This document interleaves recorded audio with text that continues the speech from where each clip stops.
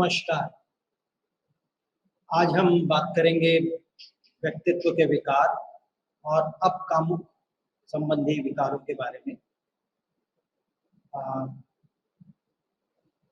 व्यक्तित्व विकार जो है उसको 3 समूहों में बांटा गया है। समूह आ, समूह बा और समूह सा। समूह आ में 3 प्रकार के व्यक्तित्व विकारों को रखा गया है। स्थिर व्यामोही व्यक्तित्व विकार, मनोविदल नाम व्यक्तित्व विकार और मनोविदलता परक व्यक्तित्व विकार। आइए जानते हैं इनके बारे में। अब तक आपने DSM-5 के अनुसार मनोवैज्ञानिक विकारों के मापदंडों को परिभाषित करना सीखा है। आगे बढ़ते हैं। आपने चिंता विकारों तथा नैदानिक पहलुओं, मनस्तापी विकार, कायारूप लक्षण विकार, मनोदशा विकार और भोजन के विकारों के विषय में पढ़ा। इनके कारणात्मक कारक और उपचार विधियों पर भी हमने चर्चा की है पिछले 2 एपिसोड्स में। अब ये स्पष्ट होना चाहिए कि उपयुक्त विकार किसी व्यक्ति की मूल व्यक्तित्व संरचना का भाग नहीं है। इसका अर्थ है कि उपचार के बाद व्यक्ति दिन प्रतिदिन के कामकाज में लौट सकता है। व्यक्तित्व विकार अलग है। व्यक्तित्व विकार किसी के व्यक्तित्व संरचना से संबंधित होते हैं। व्यक्तित्व विकार व्यक्ति द्वारा कार्य करने का जो सामान्य तरीका है वो है। व्यक्तित्व विकारों को जैसा कि बताया गया आ, बा और सा में वर्गीकृत किया गया है। इस इकाई में हम आ, बा, सा तीनों के विषय में जानेंगे। सबसे पहले आ, जिसमें स्थिर व्यामोही व्यक्तित्व विकार, मनोविदल नाम व्यक्तित्व विकार और मनोविदलता परक व्यक्तित्व विकार को सम्मिलित किया गया। इसके कारणात्मक कारक और उपचार की बात हम करेंगे। समझ लेते हैं कि व्यक्तित्व विकारों का अर्थ क्या है। व्यक्ति के व्यक्तित्व को विशिष्ट शील गुणों और व्यवहारों के रूप में समझा जा सकता है जो व्यक्ति की विशेषताओं का वर्णन करते हैं।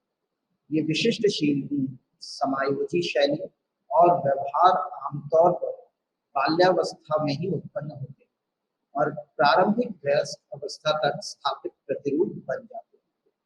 ये विशेषताएं या विशेषताओं का जो मिश्रण है वो एक व्यक्ति को अद्वितीय बनाता है। समय के साथ इन शील गुणों और प्रवृत्ति की निरंतरता, स्थिरता, समरूपता और स्थायित्व व्यक्तित्व विकास को परिभाषित करता है।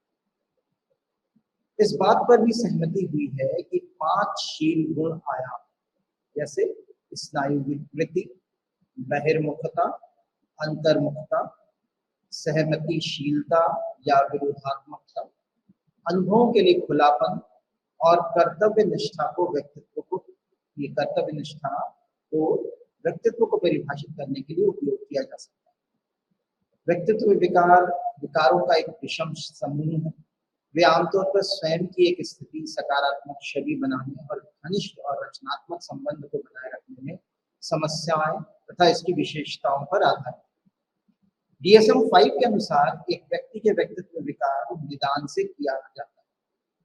यदि आत्मा में पहचान या आत्मनिर्देशन की बात हम कर रहे हैं और अंतर्वैयक्तिक जैसे अंतरंगता या सहानुभूति, कार्यात्मकता में सार्थक क्षति, व्यक्ति के व्यवहार का स्थायी प्रतिरूप में लचीलापन नहीं होना चाहिए और व्यक्ति की सांस्कृतिक अपेक्षाओं से विचलित होने वाली अवधि में व्यापक, स्थिर और लंबा होना चाहिए। ये जीवन के विभिन्न क्षेत्रों में कामकाज में नैदानिक रूप से महत्वपूर्ण संकट या क्षति का कारण बनना चाहिए और कम से कम 2 क्षेत्रों में व्यक्त होना चाहिए। 2 क्षेत्र कौन कौन से? संज्ञान, जो स्वयं या दूसरों की घटनाओं का प्रत्यक्षीकरण एक तरीका है, या भावात्मकता या अंतर्वैयक्तिक कार्य प्रवृत्ति या आवेशनीय। ये समझा और इस पर सहमति व्यक्त की गई है कि व्यक्तित्व विकार वाले व्यक्ति अपने स्वयं के जीवन के साथ साथ दूसरों के जीवन में भी कठिनाई का कारण बनते हैं। अन्य लोग आमतौर पर इनके व्यवहार को भ्रामक, अप्रत्याशित, भद्दा और कई बार अस्वीकार करने वाले पाते हैं। इस तरह से ये व्यक्तित्व विकार है। अब समूह आ में अब जैसे शॉर्ट में बताया ना कि इसमें स्थिर व्यामोह, मनोविदल नाम और मनोविदलता परक व्यक्तित्व विकार को रखा गया है। इन विकारों में चिंतन और व्यवहार सम्मिलित होते हैं जो अन्य लोगों के असामान्य, अजीब और संघ की प्रतीत करने वाली स्थिति को दर्शाता है और अधिकांशतः विभिन्न सामाजिक समस्याओं को जन्म देता है। इसमें अविश्वास से लेकर संदेह और यहाँ तक कि सामाजिक विच्छेदन भी हो सकता है। समूह भाव में उन्मादी, आत्मरतित, सीमावर्ती और असामाजिक व्यक्तित्व विकार सम्मिलित होते हैं। इन विकारों में व्यक्ति जिसमें यह निदान किया गया है कि प्रवृत्ति का नाटकीय, अनिश्चित, अप्रत्याशित और भावनात्मक होना भी शामिल है। समूह गांव में इसमें मनोप्रस्था, बाध्यता, परिहार और आश्रित व्यक्तित्व विकार को सम्मिलित किया गया है। अधिकतर व्यक्तियों को एक से अधिक व्यक्तित्व विकारों के साथ निदान किया जाता है और शोध के अनुसार एक ही समूह के विकार के साथ संगठित होते हुए पाया गया। व्यक्तित्व विकार की पहली बार 1980 में आयाम 2 DSM-2 पर DSM और DSM-3 में यह दिखाया गया। आयाम 2 इसके DSM-3, तब से आयाम 2 DSM-4 PR तक का इसका प्रयोग विकारों, व्यक्तित्व विकार की बौद्धिक क्षमता के आकलन के लिए किया जाता है, जो आमतौर पर लंबे समय से चली आ रही है और आयाम 1 की कठिनाइयों से अलग है। लेकिन लोगों का आयाम के विकारों के साथ आयाम 2 के जो विकारों के लक्षण हैं, उनमें ये भिन्नता देखी गई। उदाहरण के लिए किसी व्यक्तित्व अवसाद जो आयाम 1 में हो सकता है, जो आश्रित व्यक्तित्व विकार के परिणाम स्वरूप हो सकता है। समूह का उपयोग तब से व्यक्तित्व विकारों का भाग रहा है और इसकी वैधता पर भी बहुत से प्रश्न उठाए गए। श्रेणियों और समूह में परस्पर व्यक्त होने के कारण समूह संगठन के DSM-3 से हटाने का प्रस्ताव हुआ, लेकिन ये एक संक्षिप्त शीर्षक की तरह उपयोग किया जाता है जो उन्हें समझने में बहुत सुविधा प्रदान करता है। इस तथ्य के बावजूद DSM-5 में इसे अक्षीय प्रणाली से हटा दिया गया, इसलिए तब व्यक्तित्व विकारों को अन्य विकारों के साथ सम्मिलित किया। व्यक्तित्व विकारों की व्यापकता को समझने के लिए महामारी विज्ञान के अध्ययन में विशेष रूप से अन्य विकारों की तुलना में बहुत कम है, लेकिन जो कुछ भी मौजूद है उनके निष्कर्ष अलग अलग है। एक से अधिक व्यक्तित्व विकारों का प्रसार 4.4 से 14.8% तक। यह अंतर और विसंगति नैदानिक मानदंड और उनकी स्पष्टता की समस्या के कारण हो सकता है। अब बात करते हैं कि व्यक्तित्व विकार के निदान में कठिनाइयां क्या हैं। व्यक्तित्व विकार में जो नैदानिक मानदंड ना तो ध्यान से और ना ही स्पष्ट रूप से परिभाषित, जैसा कि अन्य नैदानिक श्रेणियों में होता है।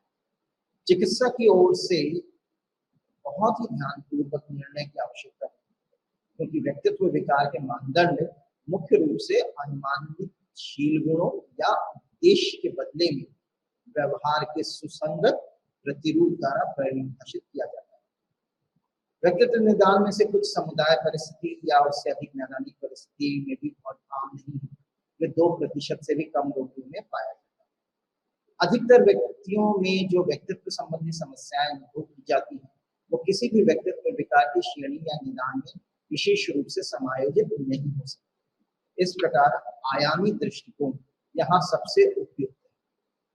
शोध से पता चलता है कि एक समय में जो लोग व्यक्तित्व विकार से उपचारित हुए थे, जब उनका 2 वर्ष के पश्चात साक्षात्कार लिया गया, तब वे दूसरे निदान के लिए योग्य हो जाते, हालांकि उनमें पिछले निदान के कुछ लक्षण हो सकते हैं। संरचित साक्षात्कार या आत्म रिपोर्ट आविष्कारियां के आधार पर किए गए निदान विश्वसनीयता और वैधता पर कम पाए। एक एकीकृत आयामी वर्गीकरण उभर कर आ रहा है और उसमें निदान को अधिक विश्वसनीय और सही बनाने की बात की है। व्यक्तित्व विकारों में तब तक कोई औपचारिक ध्यान नहीं दिया गया था जब तक कि उन्हें वर्ष 1980 में DSM-3 में नहीं जोड़ा गया। इस प्रकार अन्य विकारों की तुलना में बाद में इससे संबंधित कार्य अपने आप में शुरू हुए। एक प्रमुख मुद्दा यह भी है कि इसमें रोगियों के बीच बहुत उच्च स्तर की सहरुग्णता पाई जाती है। एक अध्ययन में जिमरमैन और उनके सहयोगियों ने 2005 में ये बताया कि 900 रोगियों में से लगभग 45% कम से कम एक व्यक्ति विकार के लिए योग्य है।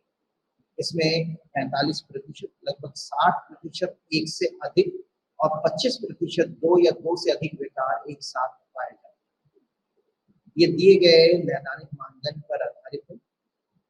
शोधकर्ताओं के भावी अध्ययनों में अधिक विश्वास था और उन्होंने इसका अनुसरण किया और इसमें क्या समस्या विकसित होती है, इसके पीछे क्या संभावित कारण होते हैं, इस पे भी शोध किया।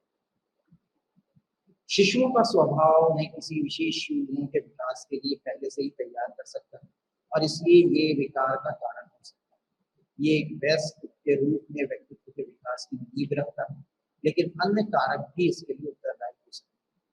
अधिकतर विकारों के लिए पाया गया है कि आनुवांशिक योगदान को प्राथमिक लक्षण के आयाम में और आनुवांशिक योगदान के द्वारा मध्यस्थ किया जा सकता है, जो कि विशेष प्रकार के या विकार में फंसा हुआ होता है।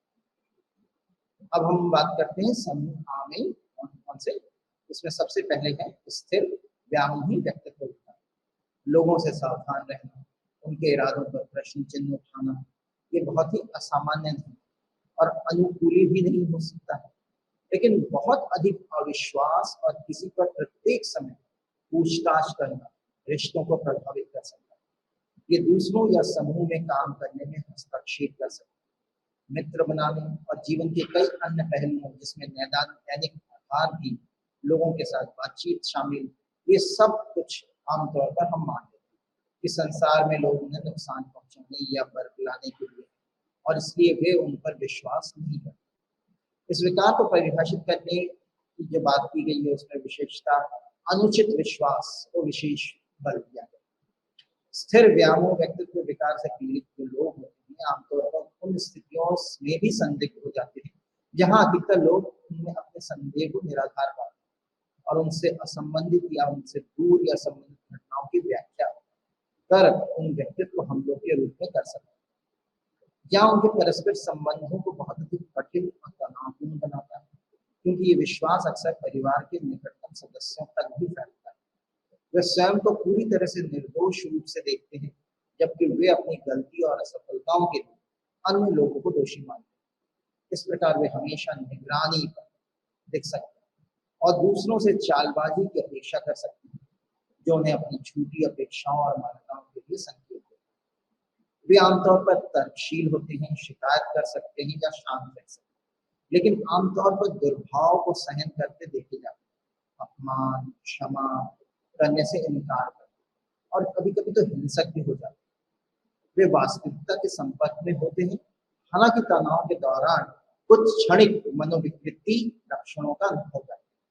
इसके अलावा वे मनोविदलता के लिए अधिक संभावित और उत्तरदायी। स्थिर व्यामोही व्यक्तित्व विकार के लिए DSM-5 में जो मानदंड दिए गए हैं वो इस प्रकार है। उसमें है कि एक व्यापक अविश्वास और दूसरों पर संदेह, जैसा कि उनके उद्देश्यों को द्रोही या रूप में देखा जाता है। ये शुरुआती वयस्कावस्था से प्रारंभ होता है और विभिन्न संदर्भों में उपस्थित होता है। इसमें से 4 लक्षणों को इंगित किया गया है। पहला, बिना किसी पर्याप्त आधार के संदेह कि दूसरा उनका शोषण कर रहा है, हानि पहुंचा रहे हैं या उन्हें धोखा दे रहे हैं। दोस्तों या सहयोगियों की वफादारी या भरोसे के बारे में पहले से ही अनुचित शंकाओं से घिरे, अनजाने डर के कारण दूसरों में विश्वास करने के लिए अनिच्छुक और ये जानकारी उनके या उनके खिलाफ दुर्भावनापूर्ण रूप से उपयोग की जाए। सौम्य टिप्पणी या घटनाओं में छिपे हुए प्रतिष्ठा के खिलाफ या धमकी के अर्थ को समझना। 5वां है दृढ़ता से दुर्भाव को सहन करना, चोट या अनादर अर्थात अपमान को क्षमा नहीं। 6वां है उनके चरित्र या प्रतिष्ठा पर हमले का प्रत्यक्षीकरण करते हैं, जो दूसरों के लिए स्पष्ट नहीं होते हैं और गुस्से में या पलटवार करने के लिए जल्दी करते हैं। जीवन साथी या यौन साथी की निष्ठा के बारे में औचित्य के बिना बार बार संदेह। जो खां है उसमें 7 लक्षण दिए गए हैं। जो खां है उसमें है विशेष रूप से मनोविदलता के क्रम के दौरान नहीं होता, एक विकार या मनोविकृति विशेषताओं के साथ अवसादग्रस्तता विकार या दूसरे मनोविकृति विकार और किसी अन्य चिकित्सा स्थिति के शारीरिक प्रभाव के लिए जिम्मेदार नहीं। अब इसके कारणों में क्या है? स्थिर व्यामोही व्यक्तित्व के लिए जैविक योगदान का प्रमाण बहुत सीमित है। आंशिक आनुवांशिक संचरण के बारे में तर्क इसे मनोविदलता से जोड़ने के लिए दिया जाता है, लेकिन इसे दर्शाने के वाले कोई भी निर्णायक या सुसंगत शोध नहीं। शोध ने यह भी सुझाव दिया है कि ये विकार मनोविदलता वाले लोगों के रिश्तेदारों के बीच थोड़ा अधिक सामान्य है, यदि बहुत बहुत मजबूती के साथ ये नहीं देखा जाता। स्नायु विकृति या ये कहें कि बहुत विरोधी स्वभाव के उच्च स्तर के आनुवांशिकता के द्वारा भी ये हो सकता है। जहाँ तक मनोवैज्ञानिक योगदानों का प्रश्न है, पूर्व व्यापी शोधों से यह पता चलता है कि जो व्यवहार या दर्दनाक बाल्यावस्था स्थिर व्यामोह व्यक्तित्व के विकास में भूमिका निभा सकते हैं। माता पिता की उपेक्षा, दुर्व्यवहार और हिंसक होना भी उत्तरदायी हो सकता है। फ्रीमैन और सहयोगी ने 1990 में कुछ मूलगत और कुसमायोजित धारणाओं की चर्चा की है जो दूसरे लोगों के बारे में रख सकते हैं। लोग दुष्ट और धोखेबाज हैं, वे मौका मिलने पर हमला करते हैं। कुछ शोधों ने यह धारणा व्यक्त की है कि पालन पोषण के कारण हमेशा सावधान रहने की तैयारी में रहना भी एक कारण है। कुछ सांस्कृतिक कारकों का भी स्थिर व्यामोह व्यक्तित्व विकार में भूमिका निभाई है। लोगों का समूह जैसे कि शरणार्थी कैदियों, बड़े वयस्कों को उनके अनूठे अनुभव के कारण ही संवेदनशील माना जाता है। संज्ञानात्मक कारक में सांस्कृतिक कारकों के साथ साथ परस्पर प्रभाव डाल सकते हैं। उदाहरण के लिए भाषा अवरोध के कारण एक शरणार्थी दूसरे द्वारा अलग अलग तरीके से देखा जाता है, हमेशा संदिग्ध और उनके आसपास के लोगों से सावधान रह सकता है। अब इसके उपचार में प्रमुख बाधाओं में से एक उनका विश्वासपूर्ण होना संभव है, जिसके कारण उनके चिकित्सक के साथ सहज विश्वसनीयता और सार्थक संबंध विकसित होने की संभावना बहुत कम है। यदि वे जाते भी हैं और उपचार लेते भी हैं तो यह आमतौर पर किसी अन्य समस्या के कारण होता है। वे अवसाद या किसी अन्य प्रकार की चिंता का सामना कर सकते रहते हैं। ये शायद ही कभी उनके व्यक्तित्व के मुद्दों के कारण होता है और वे स्वयं उपचार की तलाश करें। संज्ञानात्मक चिकित्सा को व्यापक रूप से उन्हें चुनौती देने के लिए और उनके दोषपूर्ण सोच को प्रतिरूप का मुकाबला करने के लिए उनमें विश्वास पैदा करने के लिए जोर दिया जाता है। हालांकि इसमें इस बात की पुष्टि नहीं की गई है कि उपचारों के किसी भी रूप में स्थिर व्यामोह व्यक्तित्व विकार वाले व्यक्तियों के जीवन में महत्वपूर्ण सुधार हो सकता है। अब बात करते हैं मनोविदल नाम व्यक्तित्व विकार। मनोविदल नाम व्यक्तित्व विकार का उपयोग जो है लेलन ने किया है और उन लोगों का वर्णन करने के लिए किया है जिनकी बाहरी दुनिया से दूर होने की प्रवृत्ति। मनोविदल नाम व्यक्तित्व विकार वाले व्यक्तित्व सामाजिक अलगाव के व्यापक प्रतिरूप और संवेगात्मक अभिव्यक्ति की एक अत्यंत प्रतिबंधित सीमा को प्रदर्शित करते हैं। इस प्रकार सामाजिक रूप से अलग थलग रहते हैं। वे आमतौर पर अपने आप रिश्ते नहीं बनाते। वे आमतौर पर ठंडे, अलग और आसपास के लोगों के प्रति उदासीन होते हैं।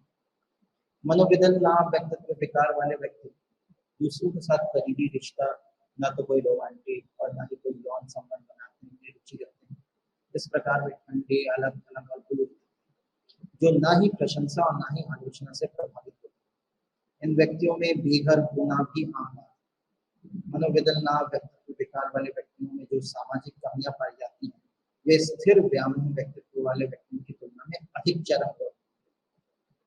वे अपने आसपास के संसार और प्रतिभागियों के प्रतिभाग लेने के बजाय स्वयं को पर्यवेक्षक मानते हैं, एक दूर बैठे हुए सबको देख।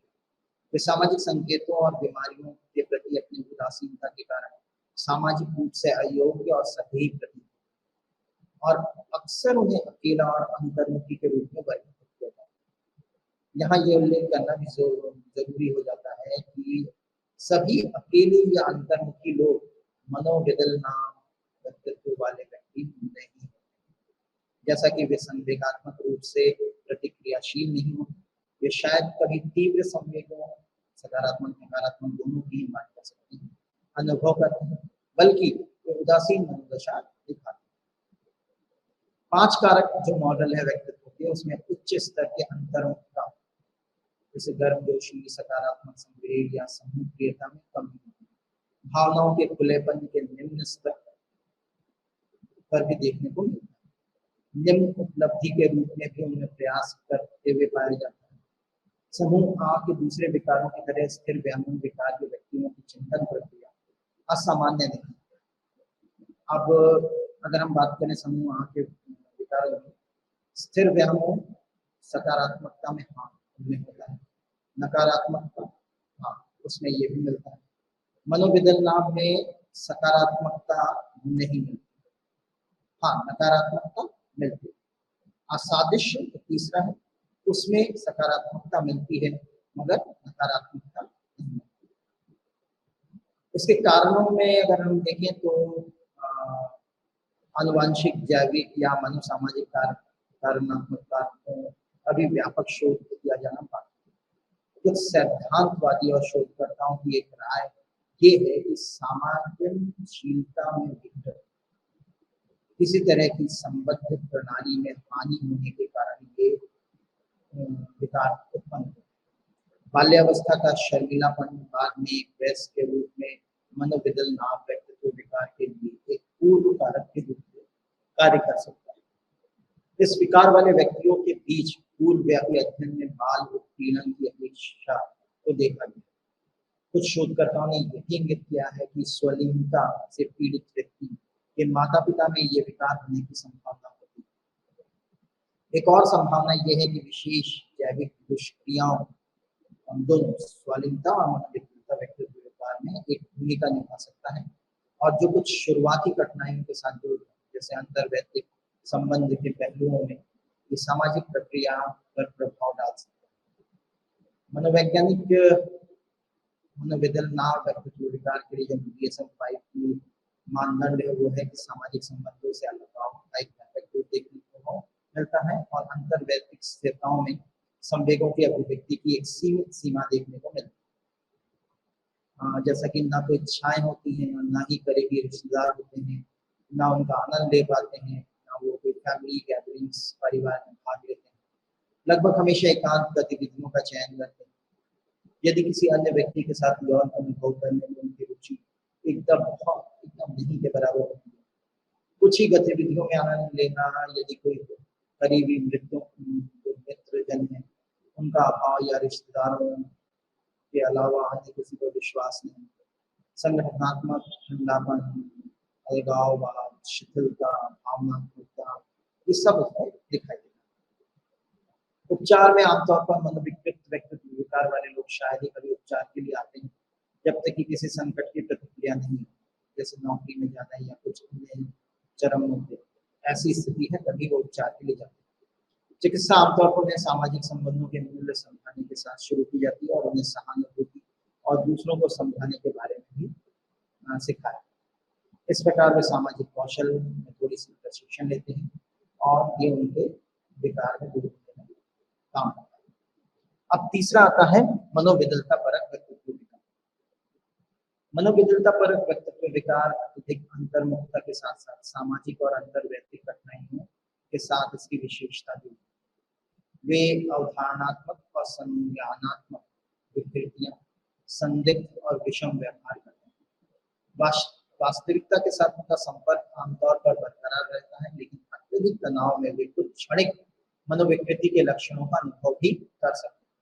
मनोविदलता परक व्यक्तित्व विकार मनोविदलता के साथ एक अबाध क्रम पर, लेकिन तब तक मतिभ्रम या भ्रम जैसे कुछ लक्षणों का उन्हें अभाव है। अपने अजीब तरह के कपड़े पहनना, दूसरों के साथ संबंधित होने और उनके सोचने और व्यवहार करने के ढंग के कारण वे अक्सर दूसरों के लिए विचित्र रूप से प्रस्तुत होते हैं। उनके पास प्रसंग के विचार हो सकते हैं, फिर भी वे इसके बारे में असहजता को स्वीकार करने में सक्षम नहीं होते। मनोविदलता वाले व्यक्तित्व में भी ये विचार संदर्भ देखे गए हैं, लेकिन कुछ मनोविदलता परक व्यक्तित्व विकार वाले व्यक्तियों के विपरीत वास्तविकता का परीक्षण नहीं कर सकते। वे जादुई चिंतन पर विश्वास कर सकते हैं, ये विश्वास कर सकते हैं कि उनके पास एक दिव्य दृष्टि जैसी कोई जादुई शक्ति है।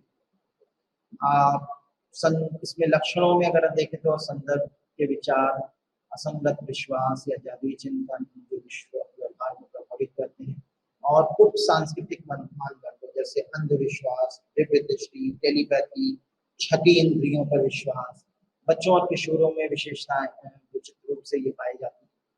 असामान्य अवधारणात्मक अनुभव, शरीर भ्रम सहित विषम चिंता और भाव जैसे अस्पष्ट है, परिस्थिति जन्य है, प्रतीकात्मक है, लाक्षणिक या रूढ़िबद्ध। संदेहपूर्ण या स्थिर व्यामोह देखने को मिलता है। अनुचित या संकुचित भाव देखने को मिलता है। व्यवहार या उपस्थिति जो विषम, विलक्षण है या अजीब है वो देखने को मिलता है। पहले दर्जे के रिश्तेदारों के अतिरिक्त करीबी मित्रों या विश्वास पात्रों की उनमें कमी होती है। अत्यधिक सामाजिक चिंता जो मेल जोल के साथ काम नहीं होते और स्वयं के बारे में नकारात्मक के अलावा व्यामोह, डरों से जुड़ी होती है। इनके कारणों की अगर समीक्षा की जाए तो सामान्य जनसंख्या में मधुमेह जलता परक व्यक्तित्व विकार की व्यापकता लगभग 2 से 3% देखने को मिलती है और इसमें आनुवंशिकता के साथ साथ ये माध्यम देखना है। मनोविलता पर व्यक्तित्व विकार का आनुवंशिक संबंध लंबे समय से संदेहात्मक है और ये पाया गया है कि मनोविलता के दायित्व के विस्तार में ये भाग लेगा। मनोविलता व्यक्तित्व विकार वाले किशोरों में मनोविलता और भी विकसित होने का खतरा अधिक होता है। दोनों विकारों के बीच जैविक संबंध को विभिन्न अध्ययनों और शोधों द्वारा समझा गया है। दोनों में एक चलते हुए वस्तु या देखकर पता लगाने की क्षमता में कमी देखने को मिलती है।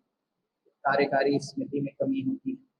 भाषाओं में असामान्यताएं पाई जाती है जिसके संबंध उनकी श्रवण प्रक्रियाओं में असामान्यताओं से हो सकती है। उपचार में 30 से 50% जो है मनोविकलता व्यक्तित्व वाले व्यक्ति प्रमुख अवसाद के नैदानिक मानदंडों को पूरा करते हैं। इस प्रकार उनके उपचार में प्रमुख अवसाद वाले लोगों को दिए गए उपचार भी शामिल हैं। धीरे धीरे मनोविकलता परक व्यक्तित्व के लिए उपचार की विधियों और रणनीतियों का अवलंबन में रुचि बढ़ रही है और आगे निकट भविष्य में इस पर और शोध होने की संभावना है। इस तरह से हमने समूह आ के बारे में हमने बात की। अब हम बात करते हैं समूह बा। समूह बा में 4 प्रकार के विकृतियों को रखा गया है जैसे कि बताया है। पहला है उन्मादी व्यक्तित्व विकार, आत्मरतित व्यक्तित्व विकार, समाज विरोधी व्यक्तित्व विकार और चौथा है सीमावर्ती व्यक्तित्व विकार। समूह सा में है परिहार व्यक्तित्व विकार, आश्रित व्यक्तित्व विकार और मनोप्रसिद्धवादिता विकार। तो शुरू करते हैं समूह बा में उन्मादी व्यक्तित्व विकार। उन्मादी व्यक्तित्व विकार संवेगों की अतिरंजित अभिव्यक्ति की विशेषताएं हैं। जैसे किसी उदास फिल्म के देखने के दौरान व्यक्ति को गले लगने से उसका अनियंत्रित हो जाए, मैंने फिल्म देखते देखते रोना लगा।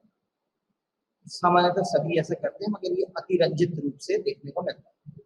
इस विकार के लक्षण में एक विशेषता यह है कि अधिक ध्यान देने वाला व्यवहार, उनका जीवन, आकर्षण, नाटकीय और अतिरिक्त व्यवहार आमतौर पर उनका ध्यान का केंद्र बनाता है और आम लोगों द्वारा उनका ध्यान नहीं दिया जा रहा है तो वे स्वयं को कमतर अनुभव कर सकते हैं। लेकिन जल्द ही उनके आसपास के लोग लगातार ध्यान देने से थक जाते हैं जिसके परिणाम आमतौर पर अस्थिरता और रिश्तों में असंतोष होता है। सामान्य जनसंख्या में उन्मादी व्यक्तित्वों में लगभग 2 से 3% का अनुमान लगाया गया है और कुछ अध्ययनों में इसकी व्यापकता पुरुषों की तुलना में महिलाओं में अधिक देखी गई। इस जेंडर अंतर के पीछे दिए गए कारण विवादास्पद रहे हैं क्योंकि ये सुझाव दिया गया है कि उन्मादी व्यक्तित्व विकार के मानदंड मुख्य रूप से महिला से संबंधित विशेषताओं जैसे कि मोह, घमंड, अतिवृद्धि और किसी की शारीरिक दिखावों के साथ बहुत चिंता का विषय है।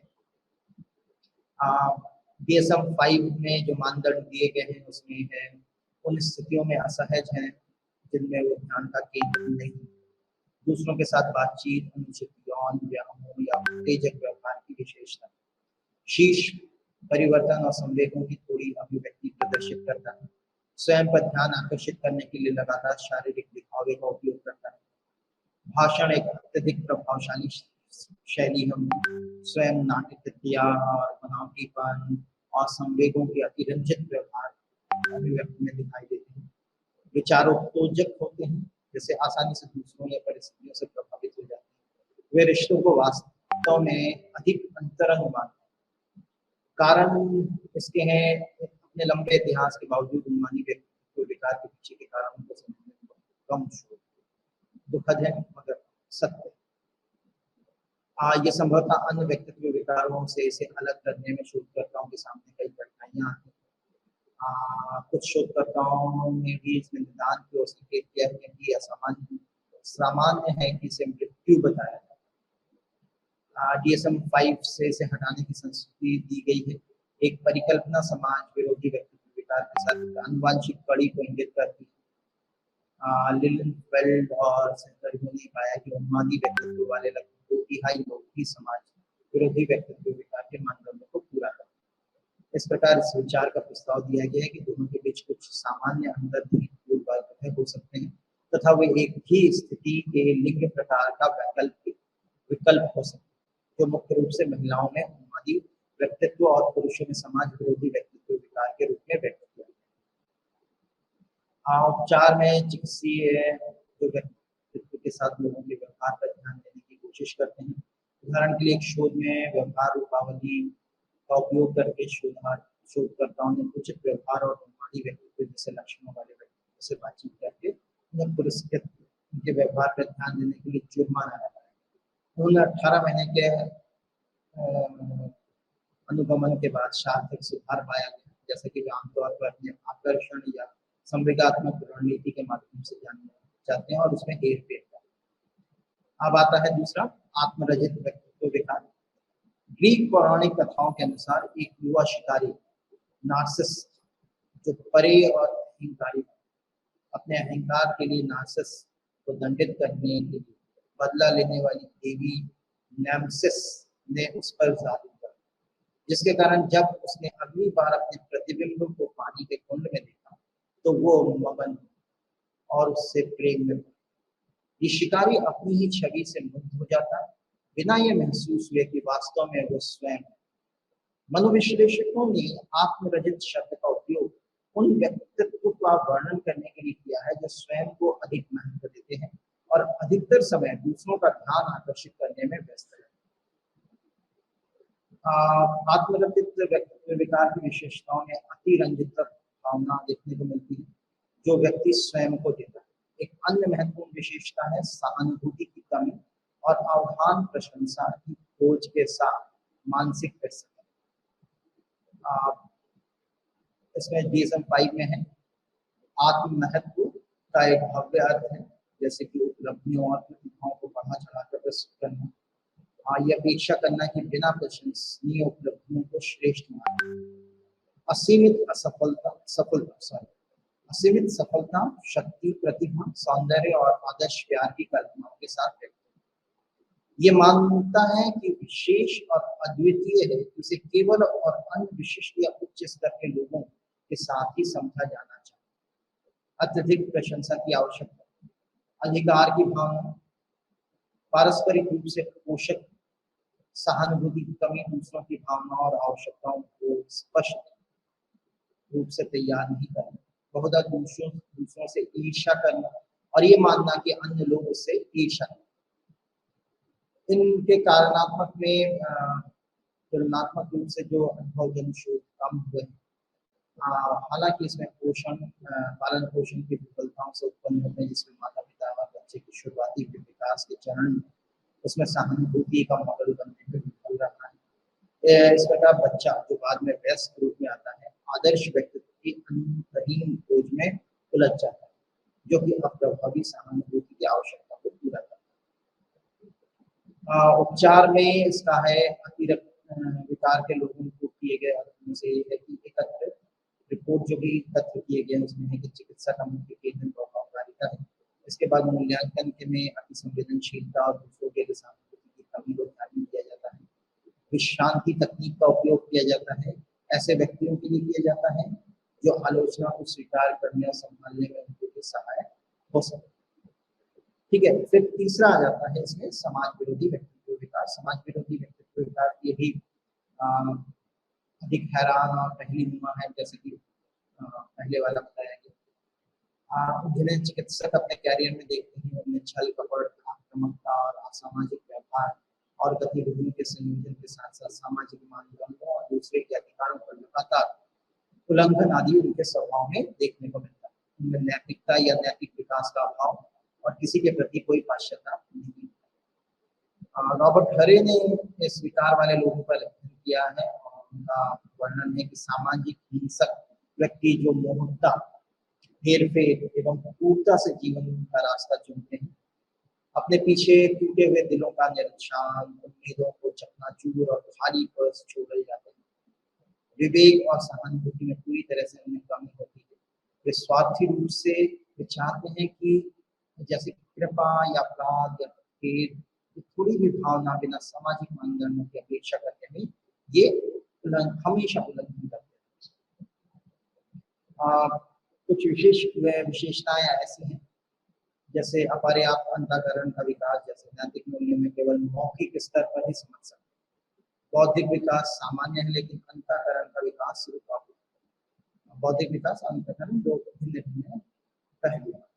सकारात्मक और पारस्परिक आयाम सकारात्मक तौर पर मौखिक बौद्धिकता है, लेकिन समाज विरोधी आयाम बुद्धि से नकारात्मक तौर से संबंधित। तनाव कार्यान्वित कारक कर सकते हैं और उससे उनकी चिंता है। चिड़चिड़ापन और आवेगी व्यवहार में आता है। आवश्यकताओं के लिए संपूर्ण ध्यान न देना, उच्च रोमांच की इच्छा, विचलित और अपरंपरागत व्यवहार, कुछ भविष्य के लाभ के लिए शायद ही कभी तत्काल प्रसन्नता का आनंद लें। शराब या किसी अन्य पदार्थ पर निर्भरता और दुरुपयोग की घटना, आत्महत्या के प्रयासों में दर बढ़ जाती है। एक और है प्राधिकरण के अस्वीकृति, सामाजिक मानदंडों और नियमों का पालन न करना, शैक्षिक और कानून प्रबंधन अधिकारियों के साथ कठिनाई आती है, उनकी कार्यवाही के परिणाम के प्रति रक्षात्मक व्यवहार करना। एक और है दूसरों को प्रभावित करना और उनका शोषण करना, जैसे बहुत ही आकर्षक मित्रों को आसानी से मुंह खोल देते, हास्य और आशावादी दृष्टिकोण की अच्छी समझ होती है, बार बार झूठ बोलने, कृत्य में पकड़े जाने में खेद हो सकता है, लेकिन ऐसा करते हैं। अन्य लोगों की आवश्यकताओं और दोषों के विषय में अच्छी जानकारी होना, उनके आचरण के लिए बहाने तैयार करना, आमतौर पर दूसरों पर दोषारोपण करना। अच्छे संबंधों को बनाए रखने में असमर्थता देखने को मिलती है, जैसे प्रारंभ में दूसरों की पसंद जानने की क्षमता, लेकिन शायद ही कभी करीबी दोस्त और रिश्तेदार। गैर जिम्मेदार, निंदक, बेईमान, अहंकारी, कृतज्ञ और गहरा, प्रेम को समझ नहीं सकते। परिवार के सदस्यों के प्रति हिंसा आमतौर पर देखने को मिलती है। यौन संबंधों में हेरफेर और शोषण परिवार और समाज के लिए खतरे के रूप में माना जाता है। DSM-5 में इसकी व्याख्या ऐसे की गई है कि दूसरों के अधिकारों की अवहेलना और उल्लंघन के लिए एक व्यापक रूप है। 15 वर्ष की आयु के बाद, जैसा कि निम्नलिखित में से 3 या 3 से अधिक इंगित किया जा सकता है। कानूनी व्यवहार के संबंध में सामाजिक मानदंडों के अनुरूप असफलता, जैसा कि बार बार होने वाले कृत्यों से संकेत मिलता है जो गिरफ्तारी के लिए आधार है। धोखेबाजी, जैसा कि बार बार झूठ बोलने, नाम या व्यक्तिगत लाभ या खुशी के लिए दूसरों को बधाई, आवेग और आगे की योजना बनाने में विफल, चिड़चिड़ापन और आक्रामकता, जैसा कि बार बार शारीरिक झगड़े या हमले का संकेत, स्वयं या दूसरों की सुरक्षा के लिए लापरवाह, उदासीन, लगातार गैर जिम्मेदारी, जैसा कि लगातार कार्य व्यवहार को बनाए रखने में बार बार विफलता के संकेत मिलते हैं। व्यक्ति की आयु कम से कम 18 वर्ष की हो। 15 वर्ष की आयु के पश्चात शुरुआत के साथ आचरण व्यवहार के लक्ष्य मिलते हैं। कारणों में जो कारणात्मक कारक है, इसमें क्रो ने 1974 में जो चित्र प्रतिष्ठित अध्ययन किया है कि आपराधिक माताओं के बच्चों को, जिन्होंने बाद में अन्य परिवारों द्वारा अपनाया गया था, कि तुलनात्मक सामान्य माताओं के दत्तक बच्चों के साथ किया गया। उन बच्चों को उनकी माताओं से बहुत पहले ही अलग कर दिया गया था, ताकि ये सुनिश्चित हो सके कि जैविक माता के पर्यावरणीय कारकों का कम या कोई प्रभाव नहीं। ये पाया गया है कि आपराधिक माताओं के बच्चों को गोद लेने की दर दूसरे की तुलना में बहुत अधिक है। प्रस्तुत शोध में एक और महत्वपूर्ण खोज ये थे कि आपराधिक माताओं के बच्चे जिन्होंने अनाथालयों में अधिक समय बिताया, वे बाद में सामान्य माताओं की गोद ली हुई संतानों या आपराधिक माताओं के दत्तक बच्चों की तुलना में अपराधी बनते हैं। इस प्रकार आनुवंशिकी और पर्यावरण के बीच पारस्परिक प्रभाव की ओर संकेत करते हुए कुछ पर्यावरणीय संकेतों और प्रभावों और उसके विपरीत की उपस्थिति में आनुवंशिक कारक महत्वपूर्ण भूमिका निभा सकते हैं। शोधों की पुष्टि भी हुई है। जेफरी ग्रे ने 1987 के अनुसार 3 मस्तिष्क प्रणाली जो हमारे सीखने और संवेगात्मक व्यवहार को प्रभावित करते हैं, जैसे व्यवहार अवरोध प्रणाली PIS, पुरस्कार प्रणाली संघर्ष या पलायन प्रणाली, इन पर अध्ययन किए। उपचार में समाज विरोधी व्यवहार के उपचार में प्रमुख मुद्दा यह है कि अपने चिकित्सकों में भी हेरफेर करने में सक्षम। इस प्रकार समाज विरोधी व्यक्तित्व विकार के सफल उपचार का बहुत कम रिकॉर्ड मिलता है। अधिकतर चिकित्सक जो होते हैं अपने असामाजिक व्यक्तियों के लिए उन्हें हिरासत में लेने या उन्हें कैद करने से असहमत होते हैं, ताकि भविष्य में ऐसी किसी भी हरकत से बचा जा सके। सावधानी को मुख्य रूप से प्रोत्साहित किया जाता है ताकि उच्च जोखिम वाले बच्चों की पहचान की जा सके और वयस्कता में प्रवेश करने से पहले उनका उपचार किया जा सके। उपयोग की जाने वाली सामान्य रणनीतियों में बच्चों के माता पिता को प्रशिक्षित करना भी शामिल। अब चौथा आता है सीमावर्ती व्यक्तित्व विकार। सीमावर्ती व्यक्तित्व विकार के उपयोग मूल रूप से उन लोगों को संदर्भित करने के लिए किया जाता है जिनके पास एक ऐसी स्थिति थी जिसे विक्षिप्त या मनोविकृति सीमावर्ती के बीच कहा जा सकता है। हालांकि बाद में इस स्पष्टीकरण को मनोविद्यता परक व्यक्तित्व विकार के रूप में जाना गया, जो व्यक्तित्व रूप से भी मनोविद्यता के संबंध। सीमावर्ती व्यक्तित्व विकार के वर्तमान निदान से ये मनोविद्यता जुड़ा हुआ है। उसके जो DSM-5 में जो मानदंड दिए गए हैं उसमें है कि वास्तविक या काल्पनिक परित्याग से बचने के लिए उन्मत्त प्रयास। इसमें मानदंड 5 में सम्मिलित आत्महत्या या जो हम आगे बताएंगे इसकी भी चर्चा की गई है।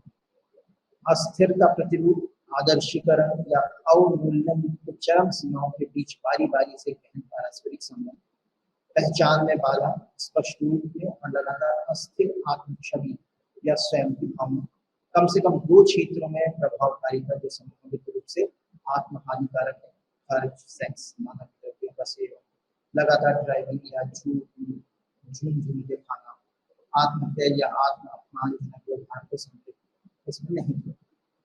बार बार होने वाले आत्महत्या के व्यवहार, संकेत या धमकी या आत्म उत्पीड़न व्यवहार, मनोदशा की चिन्हित प्रतिक्रियाशीलता के कारण प्रभावशीलता, अस्थिरता, तीव्र प्रासंगिक स्थूल या चिड़चिड़ापन या चिंता सामान्यतः कुछ घंटों तक ही रहती है, शायद ही कभी कुछ दिनों से अधिक। खालीपन या पुरानी भावनाएं, क्षणिक तनाव संबंधी व्यामोही, उदारता या गंभीर विघटनकारी कारकों में पाया गया है कि आनुवंशिक कारक हैं सीमावर्ती व्यवहार के विकास में संपूर्ण भूमिका निभाते हैं। इसमें ये कम सेरोटोनिन का स्तर के कारण हो सकता है कि वो अपने आवेगी व्यवहार को रोकने में सक्षम नहीं। संचारात्मक मस्तिष्क क्षमताओं के अध्ययन से पता चलता है कि सीमावर्ती व्यक्तित्व विकार के रोगियों में हिप्पोकैम्पस और एमिगडाला की मात्रा में कमी हो सकती है। इस प्रकार अधिक आक्रामकता और आवेग उपचार में सीमावर्ती व्यक्तित्व विकार वाले लोगों में समाज विरोधी व्यक्तित्व विकार या अन्य विकारों की तुलना में बहुत अधिक उपचार मिलते। हालांकि ड्रग्स के दुरुपयोग या आत्महत्या के प्रयासों के कारण थोड़े जटिल हो जाते हैं। इसके बाद हम समूह सा के व्यक्तित्व विकारों की बात करते हैं। इसमें पहला है परिहार व्यक्तित्व विकार। अत्यधिक सामाजिक अवरोध या अंतर्मुखता परिहार व्यक्तित्व विकार की विशिष्ट प्रतिकूलता की समाज। इसके कारण उनके पास सीमित सामाजिक संबंधों का एक प्रतिरूप होता है, सामाजिक संबंधों से वो असंतुष्ट होते हैं। इसके कारण उनके पास सीमित सामाजिक संबंधों का एक प्रतिरूप और सामाजिक संबंधों की अनिच्छा भी देखने को मिलती है। DSM-5 में ये दिया है आलोचनात्मक अस्वीकृति या अस्वीकृति के आकांक्षाओं के कारण महत्वपूर्ण पारस्परिक संबंधों में सम्मिलित गतिविधि से बचे, लोगों से जुड़ने को तैयार नहीं जब तक कि वे कुछ पसंद न किए जाए, शर्मिंदा या उपहास किए जाने के डर से परिचित संबंधों की संयम देखता है। सामाजिक स्थितियों में आलोचना या अस्वीकार किए जाने के साथ चिंता देखने को मिलता है। अपर्याप्तता की भावना के कारण नए अंतर्वैयक्तिक स्थितियों में बाधित हो जाना, सामाजिक रूप से अयोग्य, व्यक्तिगत रूप से अनभिज्ञ या दूसरों से हीन के रूप में स्वयं को देखना, असामान्य तौर पर व्यक्तिगत जोखिम लेने या किसी भी अन्य गतिविधियों में संलग्न होने में अनिच्छुक। कारणों में सहज बाधित स्वभाव हो सकता है जिसके कारण नवजात शिशु और बच्चा डरपोक या यहाँ तक एक नई या अस्पष्ट स्थिति में बाधित हो कर सकता है। कुछ अध्ययनों में यह भी देखा जा सकता है कि कम से कम आंशिक रूप से ये अनुवांशिक भेद्यता देखने को मिलती है। अस्वीकृति और नकारात्मक मूल्यांकन के डर से आत्मनिर्भरता और मनोरोगी तृप्ति जैसे लक्षणों के साथ मामूली रूप से उचित माना जाता है। ये सभी प्रमुख परिहार व्यक्तित्व विकार वाले व्यक्तियों की बात है। उपचार में सामाजिक समस्याओं से भय का सामना और यही कारण है कि दोनों के लिए एक समान तकनीक का उपयोग किया जाता है। सामाजिक कौशल प्रबंधन और चिंता के लिए या व्यवहार हस्तक्षेप तकनीक को भी इस्तेमाल किया जाता है। समूह सा में दूसरा है आश्रित व्यवहार विकार। इसमें व्यक्ति किसी दूसरे पर आश्रित बहुत ज्यादा आश्रित होता है। उसे अगर अकेला छोड़ दिया जाए तो वो कोई भी व्यवहार नहीं कर सकता। DSM-5 में इसको इस प्रकार बताया गया है कि अत्यधिक सलाह और दूसरों के आवागमन के बिना रोजमर्रा के निर्णय लेने में भी कठिनाई होती है। अपने जीवन के अधिकांश प्रमुख क्षेत्रों की जिम्मेदारी संभालने के लिए दूसरों की आवश्यकता इनको महसूस होती है। समर्थन या अनुमोदन की हानि के डर के कारण दूसरों के साथ असहमति व्यक्त करने में तो कठिनाई होती है। कार्य को प्रारंभ करने या अपने दम पर कार्य को समाप्त करने में कठिनाई होती है। आत्मविश्वास की कमी पर प्रेरणा या ऊर्जा की कमी देखने को मिलती है। दूसरों से पोषण और समर्थन प्राप्त करने के लिए अत्यधिक डूब जाता है और उन कार्यों को करने के लिए स्वयं सेवा के लिए जो कि अप्रिय है।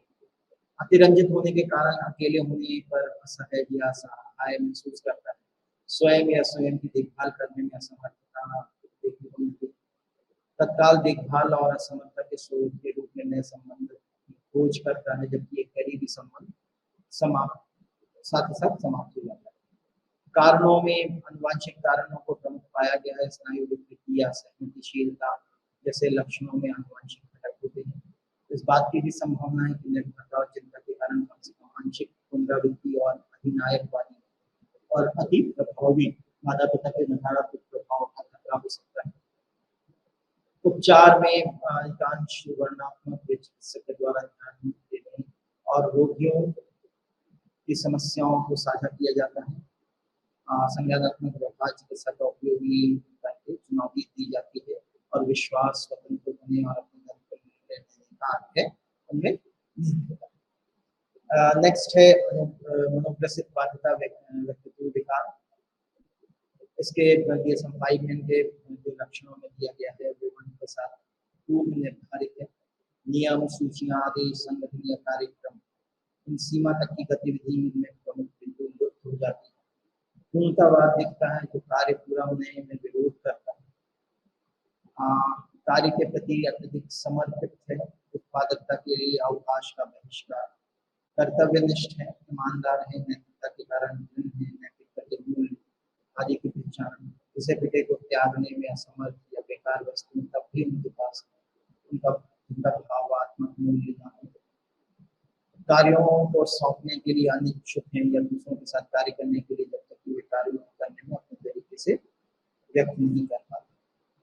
कारणों में जैविक आयामी दृष्टिकोण के अनुसार जैसे नवीनता का प्रयास, हानि से बचाव और पुरस्कार पर निर्भरता ये कारक है। उपचार में आमतौर पर नियंत्रण के कारण उनमें ध्यान केंद्रित होने में कठिनाई महसूस होती है। उन्हें बाध्यकारी विचारों को दूर करने के लिए शिथिल और तकनीक सीखने में सहायता मिलती है। संज्ञानात्मक व्यवहार चिकित्सा और मधुमेह बाध्यता विकार के रोगियों के लिए प्रभावी। व्यक्तित्व विकार के सारे विकारों में एक सामाजिक सांस्कृतिक कारक भी देखने को मिलते हैं। अब हम बात करते हैं इसमें अगर आप देखेंगे वो बहुत सारे रेफरेंसेस दिए हुए हैं। आप उन रेफरेंसेस पे जाके इसकी गहनता से अध्ययन कर सकते हैं। अब नेक्स्ट आ जाता है अब कामुक विकार या यौन अक्षम। इस पर हम बात करते हैं कि कौन कौन से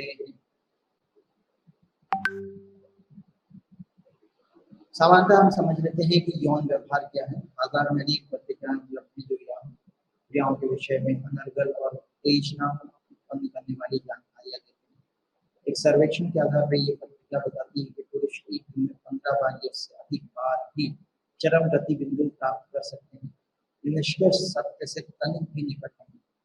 इसी प्रकार उनका ये कथन कि बलात्कार की कल्पना करके भी स्त्रियां यौनानंद के चरम से प्राप्त कर सकती हैं। स्त्रियां कल्पना में यौन क्रिया के आनंद की कुछ अनुभूति अवश्य प्राप्त करती है, पर कोई बलात्कार की कल्पना नहीं करती। इसको प्रिटेली और विनोना 2008 के अध्ययन के आधारित पर बताया गया है। इस तरह के सर्वेक्षणों में दो कमियां हैं। पहली ये कि उन जरूर निष्कर्षों की बात करके ये पत्रिकाएं न केवल यौन जानकारी से ध्यान भटकाने का काम कर रही है, अपितु यौन जानकारी संबंधी सच की धज्जियां उड़ाई। दूसरे, इनके निष्कर्ष वैज्ञानिक पद्धति अथवा अनुसंधान पर आधारित नहीं होते, अतः वे विश्वसनीय नहीं माने जा सकते। इन पत्रिकाओं के मालिक मिथ्या उत्तेजनात्मक भ्रम फैलाकर बिक्री बढ़ाकर भारी मुनाफा कमा रहे हैं और समाज को गुमराह। याद रखने वाली कुछ ये है कि सेक्स जो है वो पुरुष या महिला होने का गुण है। संभोग योनि से स्तंभ के समय लिंग का प्रवेश, अन्य रूपों में गुदा मैथुन, मुख मैथुन, छूना, ये सब सम्मिलित है। लैंगिकता जो है लिंग जेंडर की पहचान, भूमिका, लैंगिक भुगतान, आनंद, अंतरंगता और प्रजनन से संबंधित है। यौन स्वास्थ्य जो है यौन के दैहिक, संवेगात्मक, बौद्धिक और सामाजिक पहलुओं का एकीकरण, जो कि व्यक्तित्व, संचार और प्रेम को सकारात्मक रूप से समृद्ध और उन्नत करते हैं। ये विश्व स्वास्थ्य संगठन 2002 का दिया हुआ। लैंगिक आधार जबरदस्ती, भेदभाव और हिंसा से मुक्त अधिकार। लैंगिक मानक जो है ये व्यक्तिगत या सामाजिक आदर्श हो सकते हैं। कामुकता के संबंध में आदर्श संस्कृति है और इसे आयु, सहमति, जाति के आधार पर परिभाषित किया जाता है। यौन अनुक्रिया चक्र में सबसे पहले इच्छा चरण है, फिर उत्तेजना चरण है, फिर उत्तेजना उपहार चरण है, चरम सुख चरण है, फिर विश्राम चरण है और फिर इच्छा चरण से फिर ये शुरू होता है। इन चरणों में हम बात कर रहे हैं इच्छा चरण। इस चरण में मनुष्य में यौनाच्छा जन्म लेती है और वे अनेक प्रकार के रंगीन कल्पनाओं में हो जाते हैं। उत्तेजना चरण ये एक प्रकार से मुख्य क्रिया की पृष्ठभूमि मौखिक तैयारी है। इसके दौरान संभोग पूर्व तैयारी करना अच्छा लगता है। इसके दौरान नसों में उत्तेजना बढ़ जाती है, सांसें तेज हो जाती है और धड़कनें तेज हो जाती है। पुरुषों में लिंग उत्थित हो जाते हैं, ऐसा जो है वो रक्त संचार बढ़ जाने के कारण। स्त्रियों में पेंडु स्थल भारी हो जाते हैं, ऐसा पेंडु स्थल रक्त कोशों में अतिरिक्त रक्त संचार के कारण होता है। इसके कारण योनि में चिकना द्रव्य निष्क्रित होने लगता है तथा छातियों के उभारों में भारीपन बढ़ जाता है और छातियों के सिरे बड़े हो जाते हैं। उत्तेजना उभार चरण, इस चरण में उत्तेजना में वृद्धि होती है और उत्तेजना चरण के परिवर्तन महसूस होने लगता है और परिवर्तन की गति बढ़ती ही चली जाती है। जननांग अत्यधिक संवेदनशील हो जाते हैं, स्पर्श करने पर दर्द हो सकता है। मांसपेशियों की ऐंठन को पैरों, हाथों और चेहरों में देखा जा सकता है। चौथा है चरम सुख चरण। यौन क्रिया चक्र का ये चरमों दोष है। इस अवधि में यौनांगों या ऊतकों में संकुचन प्रकुचन की क्रिया भी होती रहती है। सांसें तेज हो जाती हैं और फिर मिलन के साथ प्रस्फुरित होता रहता है। पुरुषों में अंदर से स्खलन की तीव्र इच्छा होती है और फिर स्खलन हो जाता है। स्खलन से वीर, पुरुषों का वीर बाहर निकलता है। महिलाओं की योनियां झटके के साथ सिकुड़ती है और उसमें संकुचन की क्रिया प्रकुचन शुरू हो जाती है और देर तक चलती है। विश्राम चरण में, इस चरण में विशेषकर पुरुषों में कामोत्तेजना में कमी के रूप में चिन्हित किया गया है। इस समय पुरुषों को अत्यधिक शिथिलता व थकान का अनुभव होता है, साथी से लिपटने की इच्छा होती है। यदि स्त्रियों को थोड़ा सा उत्तेजित कर दिया जाए तो वे स्त्रियां यौन क्रिया के लिए फिर से तैयार हो जाती है। वे एक बार फिर चरम की ओर जाने की इच्छा से बार बार चरम तक पहुंचने की प्रवृत्ति भी उनमें पाई जाती है और ये क्षमता भी उनमें होती है। परंतु पुरुष फिर से यौन क्रिया करने के लिए तुरंत तैयार नहीं होते, उन्हें थोड़ा वक्त लगता है और फिर से इस क्रिया को छुड़ाने के बाद वीर्यपात होने से जो शिथिलता आ जाती है, इससे बाहर निकलने में थोड़ा समय लगता है और इस अवधि को रिफ्रैक्टरी पीरियड कहा जाता है, जो कुछ मिनट से लेकर कुछ घंटों तक जारी रहता है। यौन व्यवहारों में जेंडर भिन्नता देखने को मिलती है। शोधों और अध्ययनों से पता चला है कि पुरुषों जो है अपेक्षाकृत यौन संबंधी विचारों में खोए रहते हैं और उनको पसंद रहता है। इसलिए उन्हें हस्तमैथुन में स्त्रियों से ज्यादा आनंद आता है। कुछ अपवादों को अगर छोड़कर सामान्य पुरुषों की बात की जाए तो इच्छा रहती है कि जिस स्त्री के साथ वे संभोग कर रहे हैं वो यौन क्रिया में बढ़ चढ़कर भाग वाली हो, जबकि स्त्रियों की धारणा कुछ अलग हो। विभिन्न लैंगिक सर्वेक्षणों के अनुसार स्त्रियों की तुलना में पुरुष हस्तमैथुन ज्यादा करते हैं। हस्तमैथुन की जो आदत है वो धीरे धीरे कम हो जाती है, जिसके स्थान पर यौन क्रिया या संभोग क्रिया की पुनरावृत्ति ले लेती है। पुरुषों की तुलना में स्त्रियां हस्तमैथुन कम करती हैं। यौन अनुसंधानकर्ताओं के लिए प्रश्न सदा चलता रहता है, यद्यपि विवाह से पहले संभोग की इच्छा पुरुषों में अधिक पाई जाती है, जबकि अब समय के साथ स्त्रियां भी आगे आने लगी हैं। ये टीपलाउ 2003 के अध्ययन के आधार पर है। एक परंपरागत धारणा ये है कि स्त्रियों में रोमांस और भावनात्मक अंतरंगता के साथ यौन संबंध बनाना सिखाया जाता है, जबकि पुरुषों के बारे में धारणा है कि शारीरिक संभोग या संभोग संतुष्ट हो जाना ज्यादा महत्वपूर्ण है। कारण पुरुषों में प्रकृति स्तंभन प्रतिक्रिया में शारीरिक रूप से भी हो सकती है और उत्तेजना के कारण सापेक्षता आसानी से स्त्रियों की तुलना में पुरुषों में हस्तमैथुन को ज्यादा सुविधाजनक बना देता है। अन्य जेंडर भिन्नता, आकस्मिक सेक्स और इसके प्रति दृष्टिकोण उनके बारे में बात की गई थी। यौन प्रथाओं पर सामाजिक सांस्कृतिक प्रभाव भी देखने को मिलता है। साथ ही साथ अब आते हैं अब कामुक पैराफिलिक विकार, जिसमें गैर मानव वस्तुओं जो यौन उत्तेजना है वो गैर मानव वस्तुओं जैसे जूते, बाल आदि से अपने आप को या साथी को पीड़ा या अपमानित करना है। बच्चे या अन्य गैर सहमति वाले लोगों के साथ संभोग की क्रिया करना है, ये देखने को मिलता है।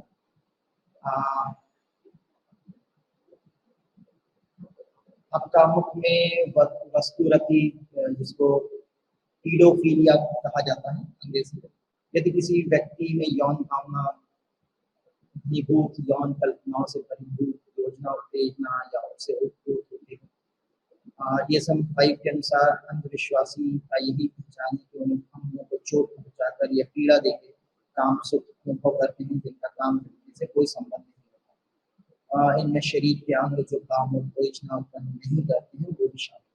ऐसे लोगों को पीड़नग्रस्त मादी कहा जाता है। DSM 5 में से पैराफिलिया अंधविश्वासी या भ्रामिक यौन विकार में शामिल किया गया। दूसरा है नग्न दर्शन रति विकार। DSM 5 के अनुसार इस मनोविकार ग्रस्त रोगी के मन में प्रतिरोधी या अत्यधिक तीव्र इच्छा उत्पन्न होती है कि यौन उत्तेजना प्राप्त करने के लिए, यौन संतुष्टि प्राप्त करने के लिए दूसरों को, खासकर महिलाओं को या यौन क्रियारत लोगों को नग्न।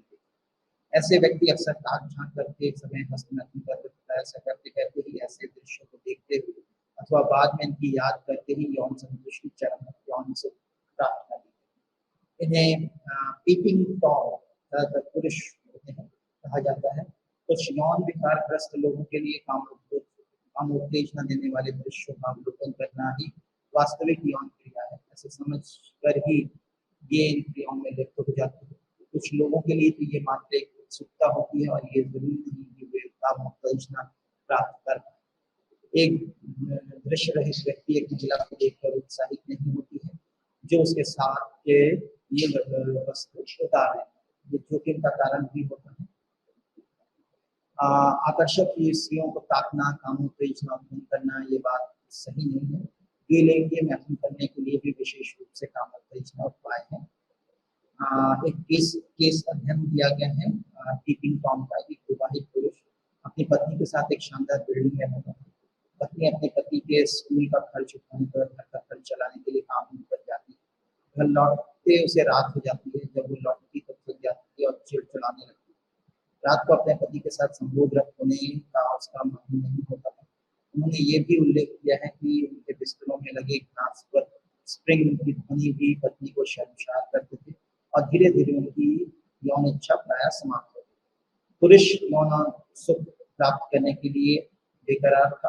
अपनी यौन संतुष्टि का कोई उपाय न देख उसने अपने दूरदर्शी यंत्र से पड़ोसी के कक्ष में झांकना शुरू किया। उसने देखा कि पति पत्नी यौन क्रिया में देखते हैं, उत्तेजना दृश्यों में काम उत्तेज हो जाते हैं और यही प्रयास अधिकतर फिर उसने पुलिस को सूचना दी और पुलिस ने उसे आपराधिक मामले में गिरफ्तार। तो ये बाज के थे। इसमें अंग विकार प्रकार भी है, परपीड़न रति और आत्मरति और सौर पीड़न की भी बात की गई है।